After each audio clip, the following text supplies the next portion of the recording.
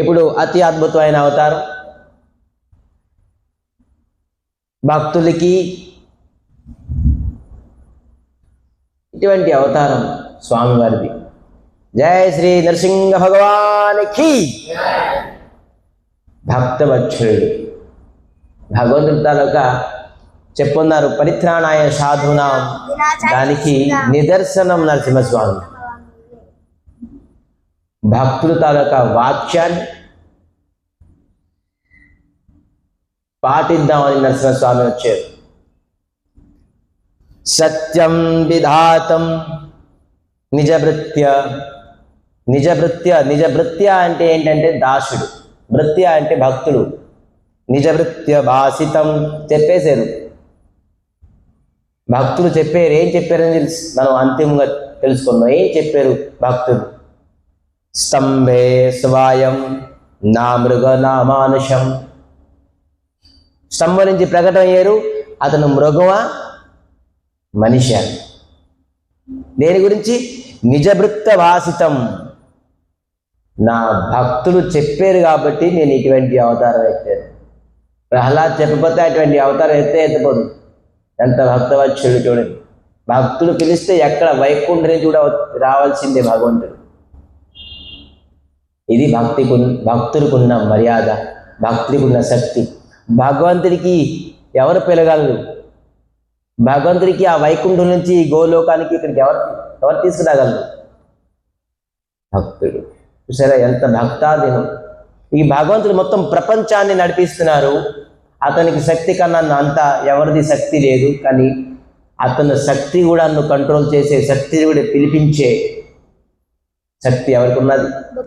భక్తుడు. సో మనం భక్తి చేయాలంటే ఏంటి? హరే కృష్ణ కృష్ణ కృష్ణ హరే హరే, హరే రామ రామ రామ హరే హరే. బస్ ఇదే భక్తి. భక్తి అంటే శాస్త్రంలోని ఇంకేం డెఫినేషన్ ఇవ్వలేదు, ఏం చెప్పలేదు. సో ఎవరు ఎక్కువగా ఎంత సమయం హరినామాన్ని స్మరణ చేస్తారో భక్తి శ్రద్ధలతో వారు భక్తి. భక్త ప్రహ్లాద్ ఏ కులం, ఏ వంశం, తన జాతి ఏంటి? అసుర వంశం. మనిషి కూడా కాదు, అసురుతలకు వంశం, అసుర కులం. అందుకే భక్తులకి కులం, జాతి, ధర్మము నిర్విశేషం అంటే ఏమీ అవసరం లేదు, భక్తి ఉంటే చాలు. సో విధానంగా మనం ముందుకు వెళ్తాం. ఇదే 3 రోజులు పట్టదు, అందుకే ఈ రోజే కంప్లీట్ చేయాలి మనం నరసింహస్వామి. వరాహ అవతారం మనకి 2వ అవతారం. వరాహ అవతారంలోని హిరణ్యాక్షుణ్ణి సంహరించి, వరాహ అవతారంలోని భూమిని ఉత్తీర్ణం చేశారు, శాస్త్రాల్ని రక్షించారు, భూమిని రక్షించారు. మరి హిరణ్యాక్షుణ్ణి సంహరించారు. సంహరించడంతో తన తమ్ముడు హిరణ్యకశ్యపుడు విష్ణుమూర్తి పైన ఒకటే శత్రువు, మా అన్నయ్యని చంపారు, నేను నన్ను విడిచిపెట్టను. ఎప్పుడైతే హిరణ్యాక్షుణ్ణి చంపేశారో హిరణ్యకశ్యపుడు తపస్సు చేశారు. ఎవరికి? బ్రహ్మ. ఓం బ్రహ్మణే నమః, ఓం బ్రహ్మణే నమః, ఓం బ్రహ్మ అహర్నిశం. కొన్ని వేల సంవత్సరాలు, నా భూతో నా భవిష్యత్ అంగుష్టి మాత్రేను, కేవలం ఒక వేణుతో, ఒక బొటనేనుతోని కొన్ని వేల సంవత్సరాలు నిల్చొని చేతులు పైకి లేపుకొని కేవలం ఓం బ్రహ్మణే నమః, ఓం బ్రహ్మణే నమః బ్రహ్మాన్ని ఉపాసన చేశారు, బ్రహ్మాన్ని తపస్సు చేశారు. బ్రహ్మ ప్రసన్నమైపోయారు. హే హిరణ్యకశ్యప, ఇటువంటి తపస్య నా జీవితంలో ఎవరు చేశారు? చూసారా, తపస్య అంటారా? మనం పూజ పునస్కారాలు తీర్థయాత్రలు చేసి పెద్ద అలసిపోతున్నాం, కష్టపడిపోతున్నాం. మనం అనుకున్న పెద్ద పుణ్యం చేసామనుకుంటున్నాం. రాక్షసుడు ఇటువంటి తపస్సు చేశారు. ఇంకా ఎవరు సాధువులు మహాత్ములు కూడా చేయలేనటువంటి తపస్య. బ్రహ్మ స్వయంగా చెప్పారు, నా భూతో నా భవిష్యత్తు ఎవరు చేయలేరు. ఇంకా నీవు ఎలాగా చేసేవో తపస్య ఇంకా ఎవ్వరూ భవిష్యత్తులో కూడా చేయలేరు అటువంటి తపస్య. కానీ ఈ తపస్యకి లాభం ఏంటి? ఈ తపస్య తన ఉద్దేశం ఏంటి? అందుకే మనం ఎంత తపస్సు చేయినా, ఎంత కష్టపడినా ఉద్దేశం మనది కరెక్ట్గా లేదనుకోండి, అంత వృథా. ఉద్దేశం ఉండాలి, భగవత్ ప్రాప్తి. ఉద్దేశం ఏంటి? భగవంతుడికి ప్రసన్నం. అది లేదనుకోండి, ఎంత తపస్సు చేసినా కూడా వృథా. అక్కడ కూడా మనం తెలుసుకున్నాం, పరిశ్రమ ఏవ కేవలం సమయేవ కేవలం. సమయం పరిశ్రమం తప్ప ఇవేమి మిగిలేది మనకి లేదు. అందుకే మనం చేసిన పూజ పునస్కారాలు తీర్థయాత్రలు భగవంతుడికి ప్రసన్నం అన్నట్టుగా ఉండాలి. భగవంతుడు అంటే శ్రీ విష్ణుమూర్తి, శ్రీకృష్ణ పరమాత్మ, శ్రీహరి, శ్రీమన్నారాయణుడు. విధానంగా హిరణ్యకశ్యపుడు బ్రహ్మని స్తుతి చేసి బ్రహ్మ ఆశీర్వాదం ఇచ్చారు, చెప్పండి కోరుకోండి, నాకు అమరమైన వరం కావాలి. ఎప్పుడు రాక్షసుడు ఇదే వరం, నేను ఎప్పుడు చావును, నాకు అమర వరం. నాకు ఒక ఎక్స్పైరీ డే ఉంది, నేను కూడా ఎక్స్పైరీ అయిపోతాను. మరి నీకు ఎక్స్పైరీ లేకుండా నేను ఎలా చేస్తాను? ఇది అవ్వదు, ఇంకేదైనా కోరుకో అండంతో, నా భూమి మీద తెస్తానా, నేను ఆకాశంలో తెస్తానా, నేను నీటిలో తెస్తానా, లేదు అస్త్రాలతో తెస్తానా, శస్త్రాలతో తెస్తానా, నా మృత్యువు నా మనిషి చంపుతారా, నా పశువు చంపుతారా, రాత్రి తెస్తానా లేకపోతే పొద్దున్న తెస్తానా, ఏటి ప్రకారంగా చదువు, బోల్డ్ అస్త్రం శస్త్రం, రాత్రి పొద్దుల్లా, ఇంటి బయట ఇంటి లోన ఎక్కడ నేను చదువుకోడు. తథాస్తు తథాస్తు తథాస్తు, ఏమంటే కూడా తథాస్తు. ఇంకా తెలిసిపోయింది, ఇంకా ఇతని అన్ని వేలని అతను బుద్ధి తెలివి అంతా నువ్వు పెట్టేశారు, నేను ఏ విధానంగా చావలేను, అన్ని కండిషన్స్ పెట్టేసి తథాస్తు. ఇంకా హిరణ్యకశిపుడు డిక్లేర్ అయిపోయారు, ఇన్ని లిస్ట్ ఇచ్చాను, ఎవరు నాకు చంపననుకోండి, ఇంకా చంపేవాడు ఎవరు నాకు లేదు, ఇంకా చావను ఈక్వల్ టు అమరం. ఇప్పుడు తన ప్రతాపం చూపించారు. కొంతమంది అవసరానికి తగ్గట్టుగా ఆడుకుంటారంటారు సరే, అంటే అవసరాలు తగ్గట్టుగా ఆడుకుంటారు. ఈ రాక్షసులు అటువంటి వాళ్ళు. ఓం బ్రహ్మణే నమః, బ్రహ్మణే నమః, బ్రహ్మణే నమః తపస్సు చేసి అక్కడ దగ్గర శక్తి పొంది, ఆ శక్తిని 33 కోట్లు దేవతలని అతని తాలూకా ద్వారంలో దాసి చేసేసారు, పని వాళ్ళ కింద ఉంచేశారు 33 కోట్ల దేవతలని హిరణ్యకశిపుడు. మామూలుగా కాదు, అంటే అందరూ వణికేవారు. హిరణ్యకశిపుడు ఎంత శక్తివంతుడు, ఎంత బలవంతుడు. ఈ విధానంగా నాకు పెద్దమ్మ అంటారు. నాకు పెద్దమ్మ అంటే ఏంటి? ముక్కుపైన తాడు, ఎంత పెద్ద బలమైన ఎద్దు నంది అయినా ముక్కుపైన తాడుతోని కంట్రోల్ అయిపోతుంది. జస్ట్ ముక్కుపైన తాడు లాగేసాం అనుకోండి, అది ఇంకా ఏమందు, ఎంత బలం అంత ఇంకా స్టాండ్ అయిపోతుంది, ఇంకా లాగదు. మొత్తం అంతా ఈ ముక్కుపైన తాడులాగా మొత్తం అంత దేవతలని అందరినీ కంట్రోల్ చేసి ఉంచారు, 33 కోట్ల దేవతల్ని. ఈ దేవతలందరూ పాపం వీరికి బలం ఒకటే బలం, వీరికి ఒకటే ఏం బలం? Horlicks, Boost of secret of my energy. ఇప్పుడు రాగి పౌడర్, ఇప్పుడు రాగి పౌడర్ అని అంబలి అని చెప్తాం మనం. ఇప్పుడు అది కాదు, ఇప్పుడు చిన్న ఏం పవర్? భగవంతుడి శక్తి. ఒకరి దేవతలు అందరికీ శక్తి ఉన్నది, ఒకటే శక్తి ఏంటి? భగవత్ శక్తి. ఎప్పుడు వీళ్ళు బాధపడుతున్నా కష్టం వచ్చినా ఒకటే వీళ్ళు మంచి గుణం దేవతలు ఏంటంటే, ఒకటి భగవంతుడిని శరణం కోరుకుంటారు. మనకి కష్టం వచ్చినప్పుడు, ఏది మంచి చెడ్డ వచ్చినప్పుడు ఫస్ట్ మనకి రావాల్సింది బుద్ధి ఏంటి? భగవంతుడు నన్ను ఖచ్చితంగా రక్షిస్తారు. అతను నేను శరణం కోరుకుంటున్నాను, స్వామి మీరు రక్షించాలి నాకు. బస్ ఫస్ట్ విపన్ మనకి అతను.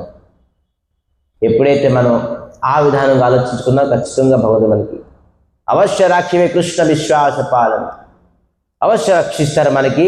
కానీ విశ్వాసం ఉండాలి భగవంతుడి పైన మనకి.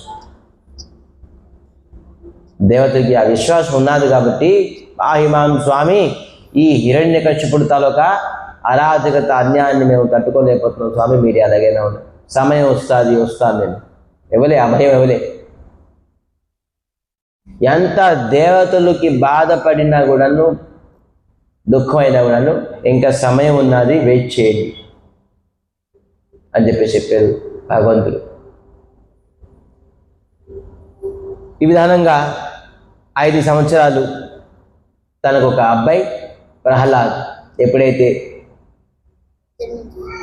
తపస్సు నుంచి తిరిగి వచ్చారో 5 సంవత్సరాలు చాలా అద్భుతమైన అబ్బాయి. అతని పేరు భక్త ప్రహ్లాద్. జై శ్రీ ప్రహ్లాద్ మహారాజ్ కి.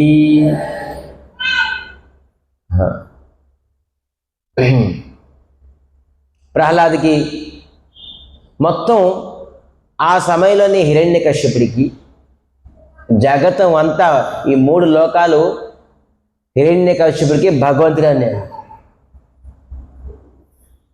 మంత్రాలు చేంజ్ అయిపోయి నమో హిరణ్యకశ్యపాయ నమః, ఓం నమో హిరణ్యకశ్యపాయ నమః. అక్కడ పూజలు అవుతుంది హిరణ్యకశ్యపుల తలక విగ్రహాన్ని. ఇప్పుడు చూసారా బోల్డ్ మంది దేవతలు వచ్చారు చూసారా, అలాగా బోల్డ్ విగ్రహాలు వచ్చేసాయి అక్కడ హిరణ్యకశ్యపుడిది. అక్కడ మంత్రాల్లో ఇప్పుడు గాయత్రి, ఏసు గాయత్రి,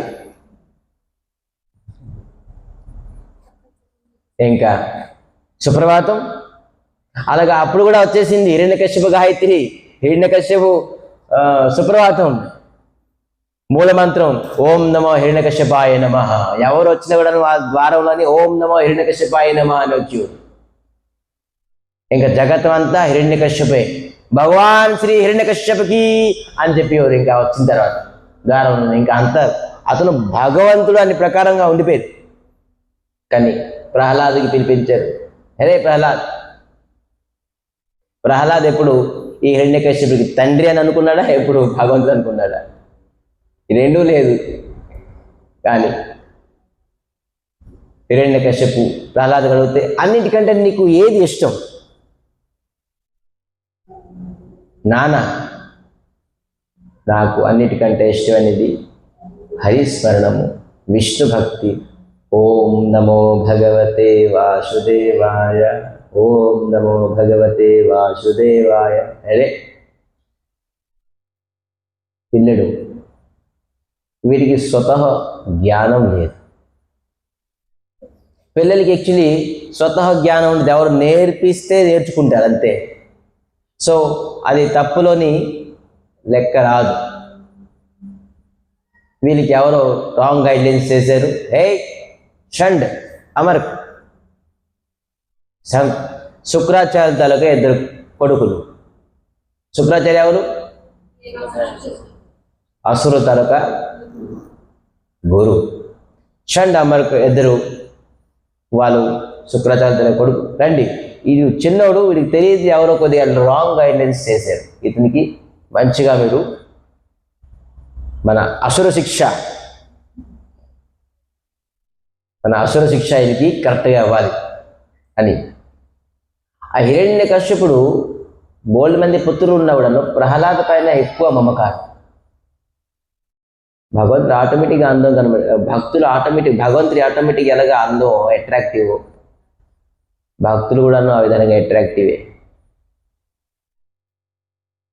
వాళ్ళ తాలూకా యాక్టివిటీస్ కూడా అట్రాక్టివ్ ఉంటాయి. భగవంతుడి తాలూకా యాక్టివిటీస్ ఎలాగా అట్రాక్టివ్ ఉంటుందో భక్తుల తాలూకా యాక్టివిటీస్ కూడా అట్రాక్టివ్ ఉంటుంది. కానీ భక్తులు ఎవరికి అట్రాక్ట్ అవ్వరు, ఎవరికి అట్రాక్ట్ చేయరు. భగవంతుడికి అట్రాక్ట్ అవుతారు, భగవంతుడికి అట్రాక్ట్ చేస్తారు. కానీ అతని యాక్టివిటీస్ వల్ల ఇతరులకి అట్రాక్ట్ చేస్తే యాజ్ లైక్ అసురుడు. సో వాళ్ళందరినీ అట్రాక్ట్ చేస్తారు కేవలం భగవంతుడి గురించి. అది భక్తులు. అందుకే సో అట్రాక్టివ్ భక్తులు. సో ఎంత అట్రాక్టివ్గా ప్రహ్లాద్ కనిపించాడు ఎవరు సరే, ఇతనికి మంచి రాజు పదవి. ఇతనితో 8th నెంబర్ కొడుకు ఎంతో ప్రహ్లాద్, చిన్న కొడుకు. ఇంకా పెద్ద కొడుకులు అందరూ ఉన్నారు, వాళ్ళకి రాజు పదవి ఏమను ఈ ప్రహ్లాద్కి ఇస్తాను. ఎంత అందం ఉన్నాడు. అరే పెద్ద కొడుకుని విడిచిపెట్టేసి చిన్న కొడుకు ఇస్తారు ఎవరైనా రాజు పదవి? నా తర్వాత ఇతనే అని చెప్పేసి చిన్న కొడుకు డిక్లేర్ చేస్తారు. ఇతనికి మంచి శిక్ష ఇవ్వాలి అని చెప్పేసి షండమ్మర్కి తీసుకెళ్ళారు. 1 year course, 1 year special course. రాక్షసుల తాలూకా శిక్ష చదివి మళ్ళీ రండి, సేమ్ క్వశ్చన్ రిపీటెడ్. హే ప్రహ్లాద్, నీకు అన్నిటికంటే ఏది ఇష్టం? ఏం కర్మం ఇష్టం? ఏం చెప్పు. ఇప్పుడు కొద్దిగా అడ్వాన్స్ అయ్యారుగా, కొద్దిగా శిక్ష నేర్చుకున్నారు. ఫస్ట్ గేర్ వేసారు బండికి, భక్తిలో ఫస్ట్ గేర్. అద్భుతమైన చెప్పారు. ఇప్పుడేంటి?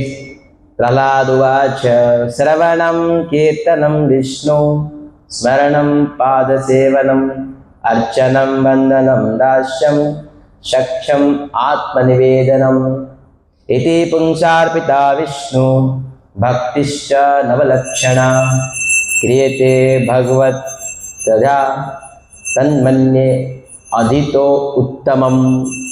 అన్నిటికంటే ఉత్తమమైనది నేనేమనుకుంటున్నానంటే శ్రవణం. శ్రవణం అంటే కీర్తనం. ఎవరిది? విష్ణు. శ్రవణం కీర్తనం విష్ణు. స్మరణం, శ్రవణం వేరా స్మరణం వేరా తెలుసా? శ్రవణానికి స్మరణానికి ఏంటి వేరియేషన్ చెప్పండి. శ్రవణం అంటే వినడం, ఏదైతే మనం విన్నామో అది చింతించిన స్మరణం. ఎవరిది విన్నామో అతనికి చింతించడానికి స్మరణం అంటారు. అందుకే హరే కృష్ణ హరే కృష్ణ కృష్ణ కృష్ణ హరే హరే హరే రామ్ రామ్ రామ్ హరే హరే అనేది స్మరణము. మనం ఇప్పుడు వింటున్నాం, ఇది శ్రవణం. శ్రవణం కీర్తనం విష్ణు స్మరణం పాదసేవనం, భగవంతుడి యొక్క పాద పద్మాన్ని సేవించడం. మరి అర్చనం, మనం నామం నుంచే అర్చనం చేయొచ్చు. అర్చనం. బంధనం స్తుతి, మనం లాస్ట్కి చేద్దాం ఈరోజు బంధనం. మరి దాస్యం, భగవంతుడి యొక్క పనివాడు. సఖ్యం, ఫ్రెండ్. కృష్ణుని కంటే పెద్ద ఫ్రెండ్ మనకి ఎవరు జరుగుతుంది లేదు. Best friend. ఆత్మనివేదనం, మనకి మనం భగవద్గీత సమర్పించుకోవాలి. దీనికంట ఇంకా ఏది పద్ధతి నేనేమనుకోకున్నాను. ఇది విని హిరణ్యకశ్యపుడు తాలూకా కళ్ళు, నోరు, ముక్కు ఇంకా మొత్తం రక్తం అయిపోయింది, రెడ్. విష్ణు, హే షండ్, హే అమర్, రండి. మీరు ఇదే నేర్పించారా?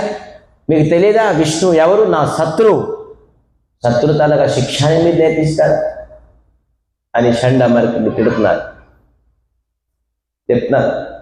ఇది నా మత్ ప్రణతాం నా పరో ప్రణతం, నా మత్ ప్రణితాం నా పరో ప్రణితం.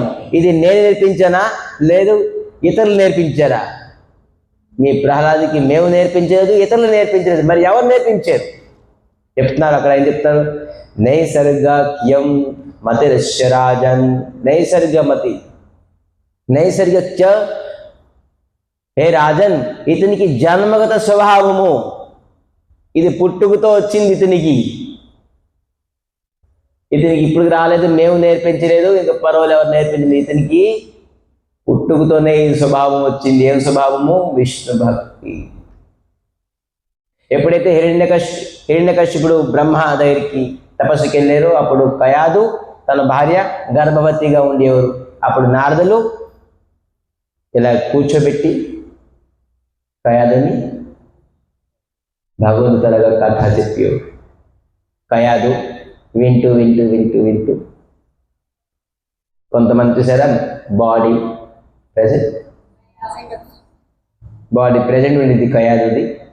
కానీ మైండ్ ఆప్షన్ ఉండేది. కానీ లోన్ ఏదైతే శిశువు ఉన్నారో ప్రహ్లాద్, అతను కాన్సన్ట్రేషన్గా వినియోగం పుట్టిన తర్వాత నుంచి భగవంతుడు చూసారా, ఇంకా గర్భంలో ఉన్నారు, పుట్టలే, అతను వెండంతో ఎంత ఎఫెక్ట్ పడింది ప్రహ్లాద్కి. వెండం వల్లే భక్తి వస్తుంది, వెళ్ళిపోతే మనకి, అందుకే శ్రవణం అని చెప్పేసి చెప్పారు. భక్తిలోని ఫస్ట్ స్టెప్ మనం వినాలి. ఎప్పుడు వినపోతే మనం ఎలాగా ఈ బిల్డింగ్, ఈ గుడికి రావాలంటే మనం స్టెప్ నుంచి రావాలి. ఫస్ట్ స్టెప్కి ఎక్కాలి, తర్వాత నెక్స్ట్ స్టెప్కి ఎక్కాలి, మూడో స్టెప్కి ఎక్కాలి. స్టెప్ బై స్టెప్ ఉన్నది. మనకి 22 స్టెప్స్ ఉన్నాయి. ఇక్కడికి ఈ గోసేవాశ్రమానికి రావడానికి 22 స్టెప్స్ ఉన్నాయి. అలాగే భగవంతుడిని పొందడానికి భక్తి 9 స్టెప్స్ ఉన్నాయి. 9 స్టెప్లో ప్రథమమైన స్టెప్ ఏంటి? శ్రవణం. సో ప్రహ్లాద్ గర్భంలో ఉన్ని భగవంతుని తర్వాత కథ విన్నాను కాబట్టి పుట్టుకతోనే అతనికి భక్తి వచ్చేసింది. ఇటువంటి భక్తి. సో అందుకే మనం ఖచ్చితంగా అవకాశం ఉండే వరకు మనం ఖచ్చితంగా వినాలి. కానీ కయాదు వినలేదు, కొడుకుపోయేది, అతనికి అంత భక్తి రాలేదు. సో విధానంగాను వినడం చేత ప్రహ్లాద్కి అతి భక్తి వచ్చింది. తట్టుకోలేకపోతున్నారు. ఇతనితో విష్ణు అంటున్నారు, శ్రవణం కీర్తన విష్ణు. ఈ లోకం అంతా ఓం నమో హిరణ్యకశ్యపాయ నమ అంటారు, ఇతనే ఓం నమో భాగవతే వాసుదేవాయ అంటున్నారు. ఏంటి ఈ గులాబ్ తోటలోని ఈ ముళ్ళు అయిన మొక్క ఎక్కడొచ్చింది అని హిరణ్యకశిపుడు, ఈడే మొత్తం ముల్లోడు, ఇతను గులాబీ అనుకుంటున్నారు, ఈ ప్రహ్లాద్కి ముళ్ళు అనుకుంటున్నారు. ఇతనే పెద్ద ముళ్ళు, ప్రహ్లాద్ పెద్ద గులాబీ చెట్టు. కానీ రివర్స్ అనుకున్నారు. చూసారా, తప్పు చేస్తున్న అందరూ చూడండి. చాలామంది ఇంట్లో ఉంటారు, ఎందుకు గుడికి వెళ్తున్నాం, వీళ్ళు తప్పు చేస్తుంటారు, మంచి చేస్తున్నారు. అందుకే ఎవరు చెప్పారు గుడికి వెళ్ళమని, ఎవరు చెప్పారు గుడికి వెళ్ళమని? రోజు గుడికి వెళ్ళని చెప్పేసి అక్కడ రాసున్నంత చెప్పారు ఎవరైనా? వీళ్ళు చేసిన తప్పు, కానీ ఎవరైనా మంచి చేస్తే ఇది తప్పు అంటారు. ఇక అందరూ హిరణ్యకశిపు కేటగిరీ. రోజు గుడికి వెళ్తున్నాం, రోజు తిలకం పెట్టుకున్నాం, రోజు కథ వింటున్నాం, రోజు నామం చేస్తున్నాం అంటే they are all the category of హిరణ్యకశిపుల తాలూకా కేటగిరీస్. సో విధానంగా చెప్తున్నారు ఏంటంటే ఇతను పాడైపోయాడు, ఇతను బుద్ధి భ్రష్టమైపోయింది. సో అందుకే ఏం చేయాలి? ఇతను బుద్ధి భ్రష్టమైపోయింది కావాలి. ఇతనికి మనం బాడీలోని ఇన్ఫెక్షన్ పెరిగిపోయింది, ఇన్ఫెక్షన్ బాగా ఇన్ఫెక్ట్ అయిపోయిందంటే ఆ ఇన్ఫెక్ట్ అయిన పార్ట్ని తీసేసారు, లేదంటే మొత్తం బాడీ అంతా ఇన్ఫెక్ట్ చేస్తారు. అందుకే ఇతను మతి చెడు అయిపోయింది. ఇతను మతి చెడు ఇంకో ఇతరులని మతి చెడిపించకుండాను ఇతనికి మనం చంపేయాలి, కట్ చేసేసేయాలని చెప్పేసి చెప్తున్నారు. హే రాక్షసులు ఏం చెప్తున్నారు? దిగ్గజే దిగ్గజే అని చెప్తున్నారు. ఏంటి దిగ్గజే అని చెప్పేసి? దిగ్గజే దంధో సుఖేశ్చు అభిచార ఉపాతనే మాయాభి సన్ నిరోధస్య గర్ధానేర భోజతే. దిగ్గజ అంటే పెద్ద పెద్ద ఏనుగులు, మదం ఎక్కిన ఏనుగులతో మట్టించే ఈ ప్రహ్లాద్ని చేస్తాను ఊరుకొని. ప్రహ్లాద్ని అక్కడ పెట్టారు. దిగ్గజ పెద్ద పెద్ద దిగ్గజ బలమైన ఏనుగులకు తీసుకొచ్చారు, విడిచిపెట్టేశారు. ఏనుగులు మొత్తం అంతా పరిగెట్టి పరిగెట్టి పరిగెట్టి పరిగెట్టి వస్తుంది ఈ ప్రహ్లాద్ని చంపడానికి. నేను ఎప్పుడైతే ప్రహ్లాద్ చూసేశారో ఏనుగు ఇంకా ముందుకు రాలేదు. అక్కడ ఉండిపోయింది. స్టాప్, బ్రేక్ ఎలా వేస్తారో బండికి అలాగా బ్రేక్ వేసేసారు ఏనుగులు. దిగ్గజ్ ఎవరు మనుషులను చూస్తే వీళ్ళు విడిచిపెట్టరు. అటువంటి దిగ్గజ్ ఏనుగులు ఏం చేశారంటే ఈ ప్రహ్లాద్కు తీసి ఏం చెప్తున్నారు?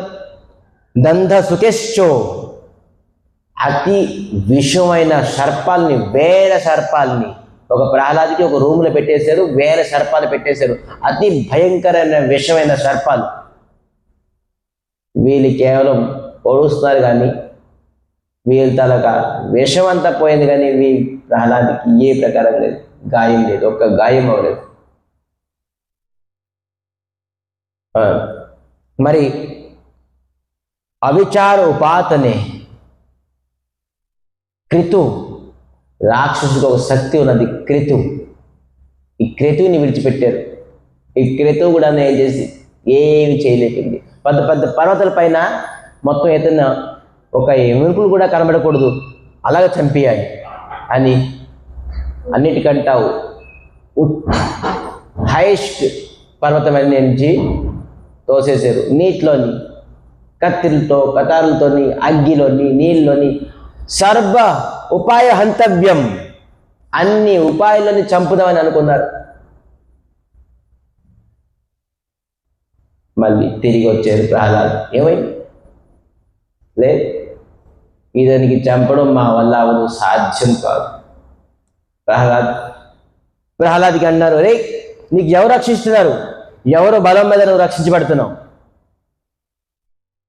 ప్రహ్లాద్ చెప్పాడు, శ్రీహరి విష్ణుమూర్తి. ఎక్కడ ఉన్నారో విష్ణుమూర్తి? నీ విష్ణుమూర్తి. నానా, నువ్వు ప్రశ్న రాంగ్ అడిగావు. ఎక్కడ లేరు విష్ణుమూర్తి, ప్రతి చోట ఉన్నారు విష్ణుమూర్తి. అచ్చా, తస్మేనో ఖమ్మేన దృశ్యతే, నీకు ఈ స్తంభంలో కనబడుతున్నారా అని చెప్పేసి గదాన్ని పట్టుకున్నారు. ఇంకా కోపంగా విష్ణు కనబడుతున్నారుగా, చూడు ఇప్పుడు ఈరోజు విష్ణు అయినా ఉండాలి, అతని తండ్రి అయినా ఉండాలి, ఇద్దరిలో ఎవరు డిసైడ్ చేసుకో. ఒకటి ఉంటే విష్ణు, లేదంటే నీ తండ్రి అని ఏ విధంగా స్తంభాన్ని విదరణం చేశారో అద్భుతమైన భయంకరమైన శబ్దాలు, ఆకాశం బద్దలైపోయినట్టుగా, భూకంపం అయిపోయినట్టుగా, సూర్య చంద్రులు దిశాతలుగా మారిపోయి ఏదో పెద్ద హుదూద్ లాంటి తుఫాన్, ఇటువంటి శబ్దము, విరాటమైన శబ్దాలతోని అందరూ దేవతలు అందరూ చెవులు మూసేసుకున్నారు. ఏంటి శబ్దం? బహుశా ప్రళయం అయిపోతుందేమో, ఈ జగతం అంతా ఇంకా నష్టమైపోతుందేమో. ఇటువంటి శబ్దాలు, భయంకర శబ్దంతో ఒకటేసారి నరసింహస్వామి రూపం, జయ శ్రీ నరసింహ భగవానికి. ఇటువంటి నరసింహ అవతారం, అతని తాలూకా నరసింహస్వామి తాలూకా గెడ్డము ఏ విధానం అంటే మబ్బులకి టచ్ అవుతుంది. మరి అష్టభుజాలతో, అస్త్రాలు శస్త్రాలతో ఇటువంటి గర్జనం, ఏ విధానంగా సింహ గర్జనంతో చిన్న చిన్న పశువులు పక్షులు అందరూ భయపడిపోతారు. అందరూ దేవతలు, అసురులు, రాక్షసులు అందరూ ఈ నరసింహస్వామి గర్జనాన్ని తట్టుకోలేకపోతున్నారు. భయంకరంగా ఉంటారు, అందరూ వణికిపోతున్నారు. ఇతను ఏంటి ఇప్పుడు ప్రళయం చేస్తుంది? ఇది ఎవరు కాదు, దేవతలు అంటున్నారు, ఇది స్వయంగా విష్ణుమూర్తి, ఇంకా ఎవరు లేరు. ఒక గరుడ పావుని పట్టుకొని ఏ విధానంగాను పీడిస్తాదో ప్రహ్లాద్ మహారాజ్ హిరణ్యకశ్యపుడికి నరసింహస్వామి ఆ విధానంగాను తీసుకొచ్చేసి తను తొడల మీద కూర్చోబెట్టారు. అడుగుతున్నారు బోడి ప్రశ్న, ఇది ఆకాశం కాదు, భూమి కాదు, ఇది అస్త్రం కాదు, శస్త్రం కాదు, ఇది పశువు కాదు, నద కాదు, ఇది పొద్దున్న కాదు, సాయంత్రం కాదు, చూడు నాసు అని చెప్పేసి తను ఒక గోరులతో, ఆ గోరులు కోటి చంద్రమైన ఉజ్వలం, తేజం, అటువంటి వజ్రనఖ, ఈ వజ్రమైన నఖ అంటే గోరులు, అటువంటి వజ్రనఖతను తను మొత్తం హృదయాన్ని, కడుపుని చీల్చేశారు మొత్తం అంతా.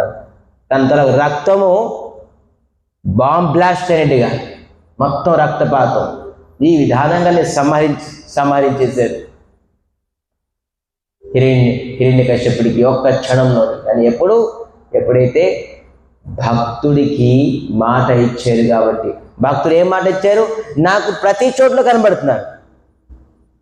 భక్తులు మాట పైన వచ్చేసారు. స్తంభంలో ఉంటారు భగవంతుడు, అతనికి ఏముంది?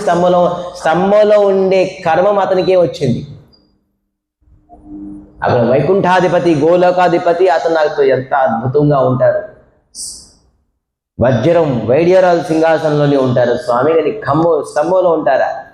కానీ భక్తులు మాట ఉంటారు అని చెప్పేసి నమ్మకం ఏదైతే భక్తుడికి ఉన్నదో, ఆ నమ్మకాన్ని నిదర్శనం చేయడానికి, ప్రూఫ్ చేయడానికి భక్తులు మాట ఎప్పుడు అబద్ధం కాదు అని చెప్పి చెప్తే, నాకు కనబడతారు, ఇక్కడ ఉన్నారు, కలిగించి స్వామి మనం ఈ గుడిలో స్వామి ఖచ్చితంగా ఉన్నారు, ఈ విగ్రహంలో ఉన్నారు అని చెప్తే స్వామి ఖచ్చితంగా ఉంటారు. మనకి నమ్మకం లేదు, మనం ఏం చూసి సర్వత్ర దివ్యవానం భగవంతుడు అన్ని చోట్ల ఉన్నారు. సో ఇటువంటి దివ్యమైన రూపము ప్రకటమై ఈ హిరణ్యకశిపుడిని ఎవరైతే దేవతలు 33 కోట్ల దేవతలు కూడా ప్రాబ్లంగా ఉండేవారు, బాధ పెట్టినప్పుడు కూడాను భగవంతుడు రాలే. కానీ భక్తుడికి బాధ పెట్టేటప్పటికి భగవంతుడు ఉండలేపారు. గోలోకాధిపతి వైకుంఠాధిపతి కిందకి దిగిపోయారు.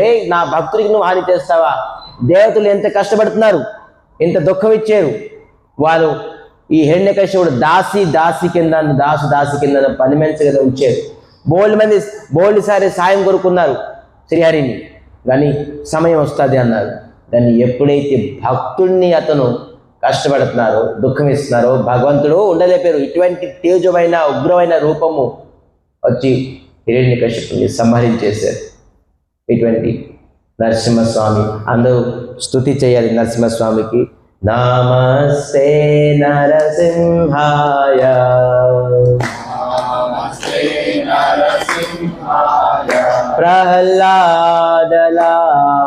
ప్రహ్లాదలాదదాయిని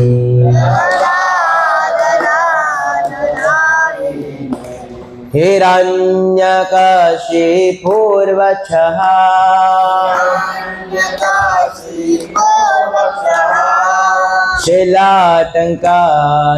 శిలాటంకానకాలయే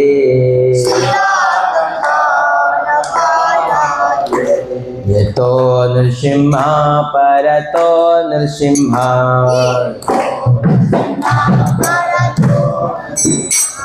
యతో నృసింహ పరతో నృసింహ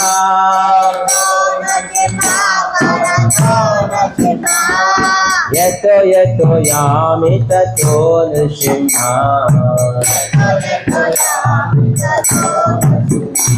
బాహే నృసింహ హృదయే నృసింహ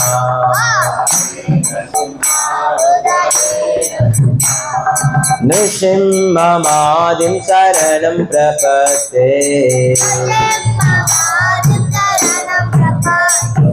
నృసింహమాదిం శరణం ప్రపద్యే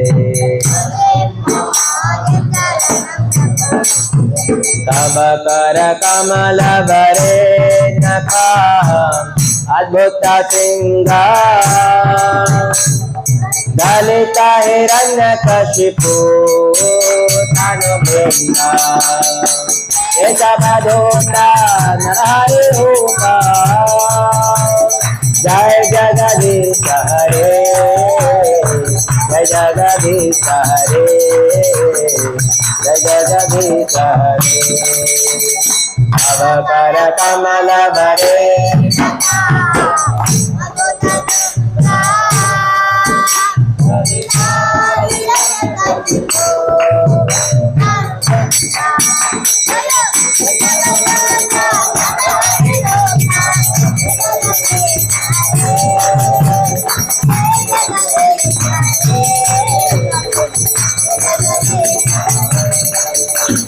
జయ జయ లక్ష్మీపతి నృసింహ మురారి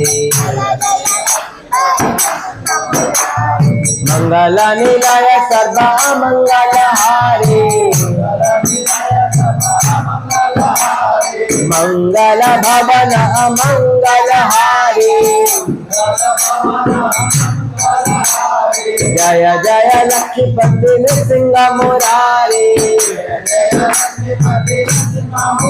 జయ నృసింహ రే జయ నృసింహ రే నృసింహ రే జయ నృసింహ రే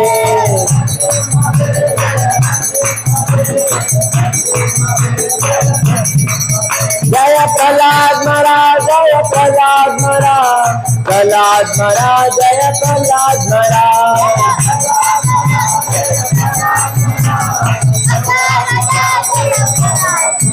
హరే కృష్ణ కృష్ణ కృష్ణ హరే హరే హరే రామ రామ రామ హరే హరే హరే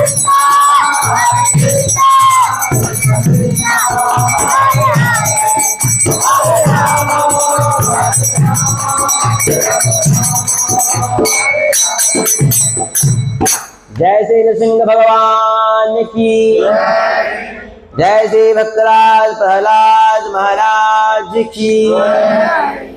సో ఈరోజు నరసింహస్వామి తాలూకా అవతారాన్ని మనం తెలుసుకున్నాం. కానీ నరసింహస్వామి సంహారం హిరణ్యకశ్యపుడిని సంహరించిన తర్వాత నరసింహ భక్త ప్రహ్లాద్ ఒక మంచి ఉపదేశం ఇచ్చారు.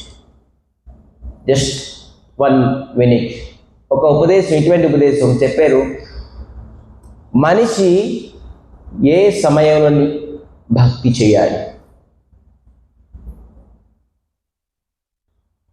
సో మంచి ఉపదేశం. ప్రహ్లాద్ వాచో కౌమార ఆచరిత్ ప్రాజ్ఞం ధర్మాన్ భగవతానీహ దుర్లభం మానుష జన్మం తపద్య ద్రుపధర్మదం. కౌమారం ఆచరిత ప్రజ్ఞం. మనం భక్తి చేయాలంటే చిన్నప్పటి నుంచి కౌమారం.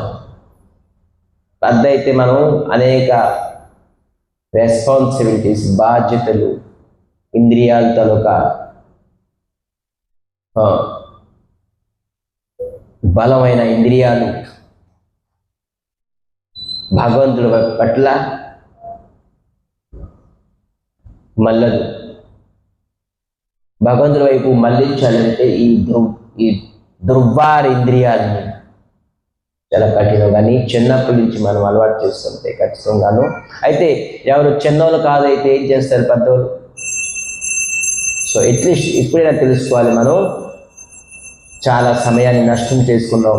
ఏం చెప్తున్నారు? దుర్లభం మానుష జన్మం. ఇటువంటి దుర్లభమైన మనిషి జన్మము మనం పొంది ఎప్పుడైతే విష్ణు భక్తి చేయలేదో మనం. అయితే విష్ణు భక్తి ఎలాగొస్తుంది? నీకు ఎలాగొచ్చింది ప్రహ్లాద్? నీకు ఎలాగొచ్చింది? నువ్వు భగవంతుడి పైన నీ మనసు ఎలాగ వలుతుంది? భగవంతుడి వైపు నేను మళ్ళించుకున్నాను. భగవంతుని నన్ను ఎలాగా గ్రహణంలో నీ చంద్రుడిని మింగేస్తాడు. నాకు కృష్ణుడు లాంటి గ్రహం నన్ను మింగేస్తుంది. చెప్తున్నారేంటి? నైషం మతిస్తవ దురుక్రమాంగ్రి. ఎప్పటి వరకైతే మహ్యషాం పాదరజోభిషేకం నిష్కంచనానాం నా ప్రణీత జావత్. ఎప్పుడైతే మహత్పురుషుల తాలూకా సాంగత్యాన్ని, మహత్పురుషుల తాలూకా పాదం తాలూకా ధూళిని అభిషేకం చేయకపోతే అప్పటి వరకు భక్తి రాదు అని అంటున్నారు ప్రహ్లాద్.